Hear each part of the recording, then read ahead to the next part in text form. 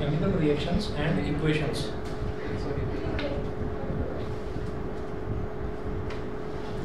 लिखिएगा chemical reactions are the processes in which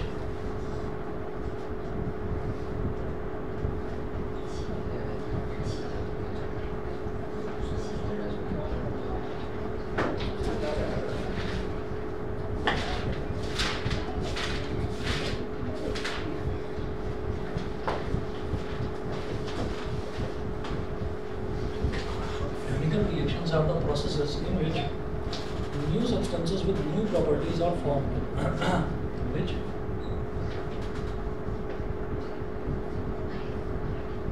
new substances with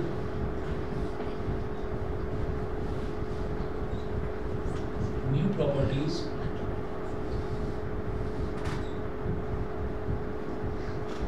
are formed. Reactions are the processes in which new substances with new properties are formed. उसके बाद next point लिखेंगे the substances which take part in a chemical reaction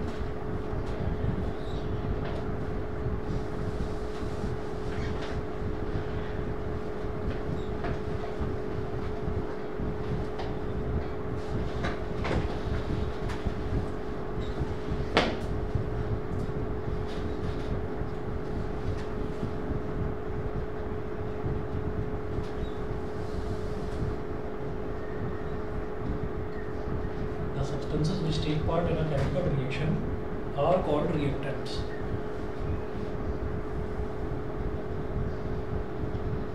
Are called reactants.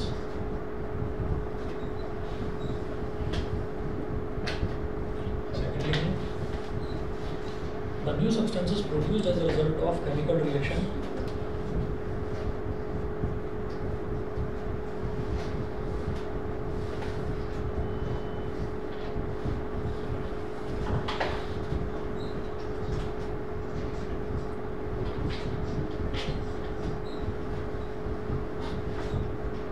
substances produced as a result of chemical reaction are called products.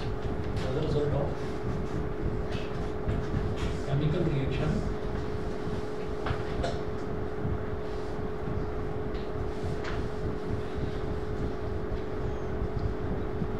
are called products.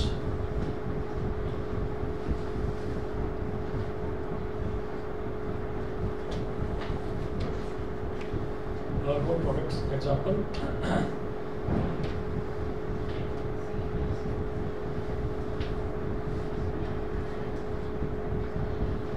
Example. इसमें देखिएगा magnesium plus oxygen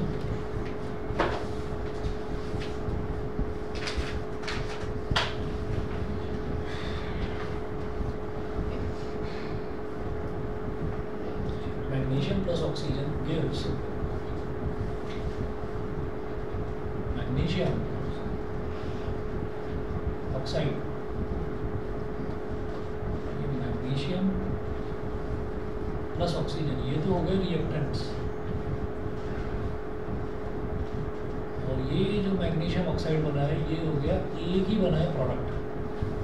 ठीक है, product 1 2 3 मतलब एक या दो या उससे ज़्यादा बन सकते हैं प्रोडक्ट. ऐसे रिएक्टेंट्स भी काफ़ी सारे हो सकते हैं.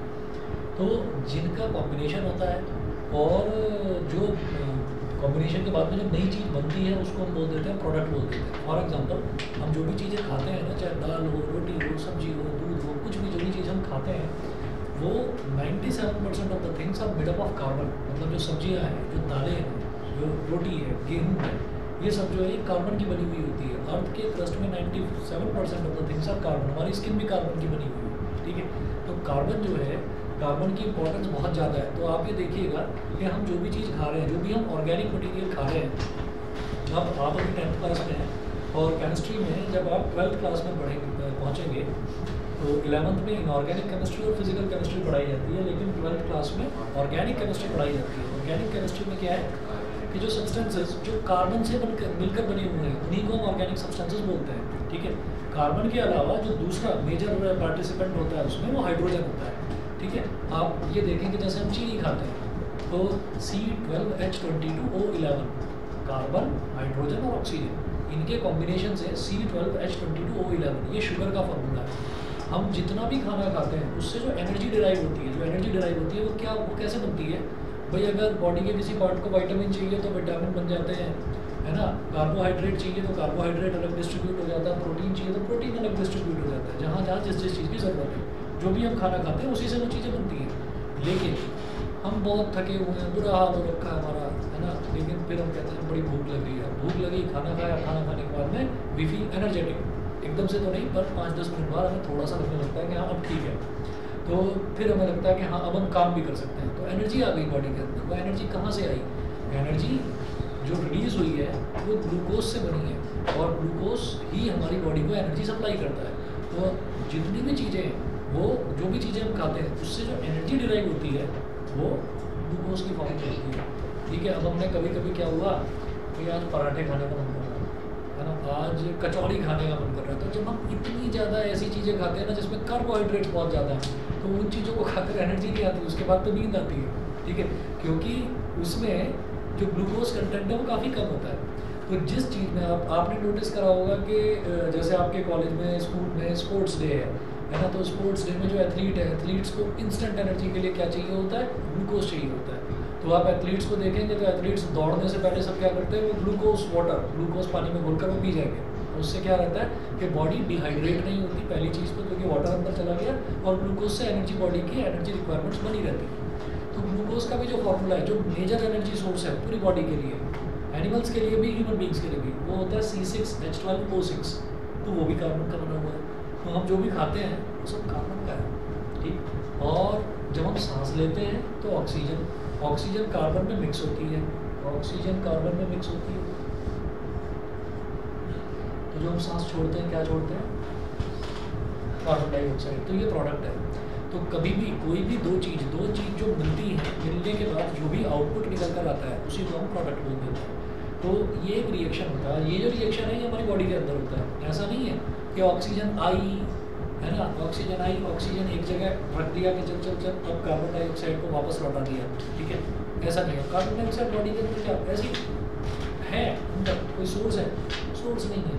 हमने खाना खाया और खाना खाने के बाद में हमने सांस ली, सांस तो वैसे हम लेते ही रहते हैं, तो जब हमने खाना खाया तो हमने सांस ली, तो सांस लेते तो खाने को वो डाइजेस्ट करती है, वो उसको बर्न करती है। ऑक्सीजन का काम ही वैसे बर्निंग का है, तो ये कार्बन के साथ मिक्स होता है, और आउटपुट में क्या होता है? कार्बन डाइऑक्साइड जो हम बाहर छोड़ देते हैं, ब्रीथ आउट कर देते हैं।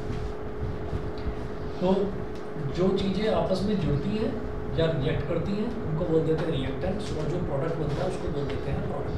उसके बाद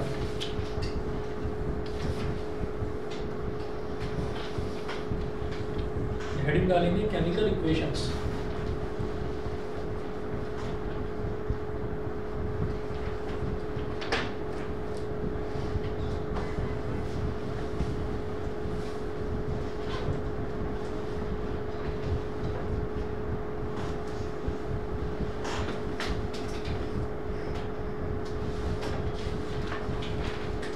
Equations. The method of representing a chemical reaction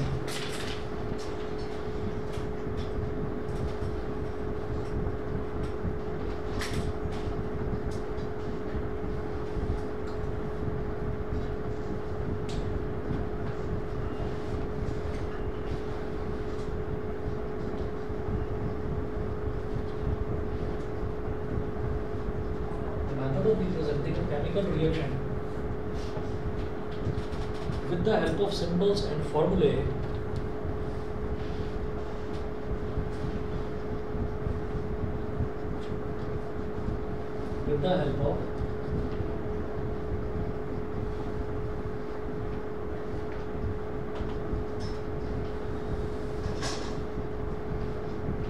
method of representing a chemical reaction with the help of symbols and formulae of the substances involved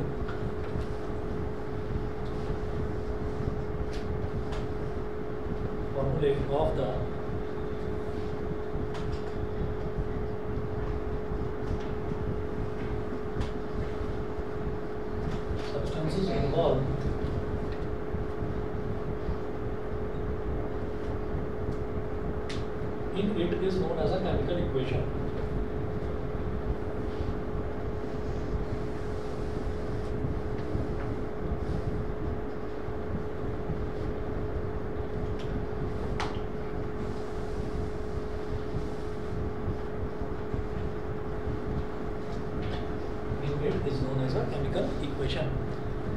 method of representing a chemical reaction जैसे यही है, magnesium है और oxygen है, तो इनको इनके symbols के तौर पर अगर हम लिखेंगे तो उसी को हम केमिकल इक्वेशन बोल देते हैं।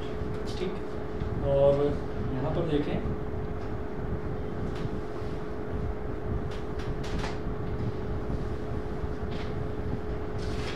फॉर एग्जाम्पल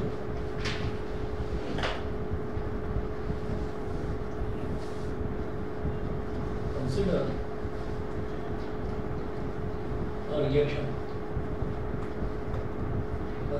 रिएक्शन, एक रिएक्शन कंसिडर करना है हमको।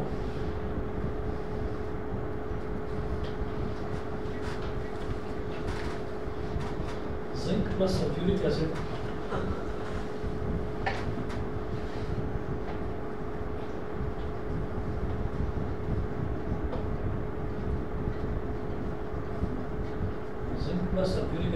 gives zinc sulfate plus hydrogen.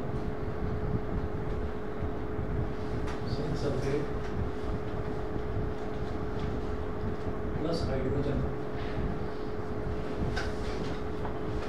gives zinc sulfate plus hydrogen.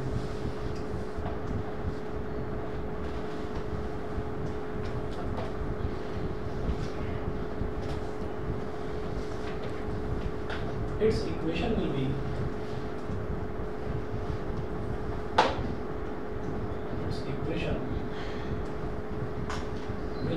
इसकी इक्वेशन क्या हो जाएगी, जैसे ये तो हमने वर्ड्स में लिख दिया, लेकिन अगर इन्हीं के सिंबल्स लिखते हैं हम और सिंबल्स की हेल्प से कंपाउंड क्या बनेगा वो देखा जाए तो वो कैसे होगा। जैसे जिंक है तो जिंक का सिंबल होता है Zn, सल्फ्यूरिक एसिड का H2SO4, जिंक सल्फेट होगा ZnSO4 और हाइड्रोजन मैं आगे भी काफ़ी रिएक्शंस देखूंगा तो उसमें आपको बताऊंगा कि कई एलिमेंट्स ऐसे हैं जो सिर्फ डाई एटॉमिक स्टेट में ही एग्जिस्ट करते हैं। जैसे हाइड्रोजन अकेला है ना तो उसको सिर्फ H नहीं लिखेंगे, उसको H2 लिखेंगे। ऑक्सीजन को अगर अकेला लिखना है तो सिर्फ O नहीं लिखेंगे, उसको O2 लिखेंगे। डाई एटॉमिक स्टेट जिनके डाई एटम हो, डाई मतलब दो एटम हो जिनके, तो हाइड्रोजन इस तरह से H2 लिखा रहता है। गैस भी रहेगा, गैस होगा, हाइड्रोजन तो गैस ही, ठीक है ना, सॉलिड होता है। तो zinc plus H2SO4 gives ZnSO4 plus H2, ये हुआ। ठीक है, चलिए जी, इसके बाद balanced and unbalanced chemical equation, ये अभी छोड़िए, फिर नेक्स्ट क्लास में कराऊंगा, और रिफ्रैक्शन का कंफर्म कर देना, मुझे लगभग कंफर्म है कि नहीं आएगा, लेकिन फिर भी अगर आए तो बता देना।